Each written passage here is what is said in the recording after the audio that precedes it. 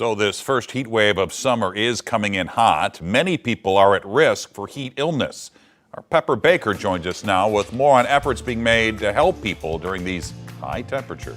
Well, Mike, for the unhoused population and people without air conditioning, these temperatures are brutal and dangerous. I visited a donation drop-off location downtown earlier today where I talked to people whose main priority during heat waves is to survive. I walked in the door and my blood sugar was so low I thought I was going to fall over. Christopher Carter is diabetic, has medical issues from burns, and is newly homeless. The extreme heat makes his conditions much worse. Something as simple as just getting a Gatorade, something with just a little bit of sugar in it, and it completely turned my entire afternoon around because I was going to be in some serious trouble. He stumbled across the Heatwave Help location on Olive Street downtown, run by street outreach worker Avital Reznikov and Unhoused STL founding director Ramona Curtis. I spoke to somebody today and he said for 2 days he was just laying in a spot with leg cramps and vomiting and nobody around to help him. There aren't any public sources of water right now, with most of the fountains being cut off after the pandemic.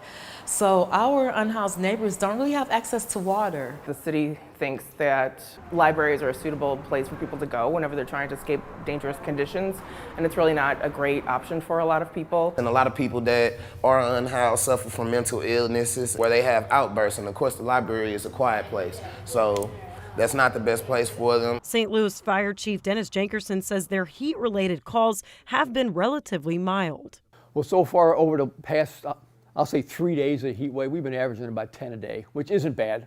You know, we can deal with that. People who have some mild illnesses started feeling the effect of the heat later on in the afternoon. That's when we saw our numbers kind of ramp up. But to brace for the brutally hot summer ahead, Curtis and Reznikov are collecting donations to help the ones who need it most. If it wasn't for people like this that are out here on the streets, you know, to disseminate that information to people like me, I wouldn't know what to do or where to go.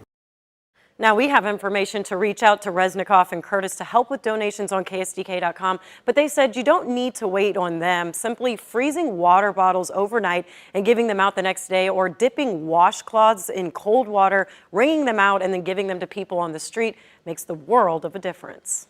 Pepper, thanks. For tips on keeping your house cool and how to tell the difference between heat exhaustion and heat stroke, just text the word HEAT to 314-425-5355 and we'll send you a link to our weather page.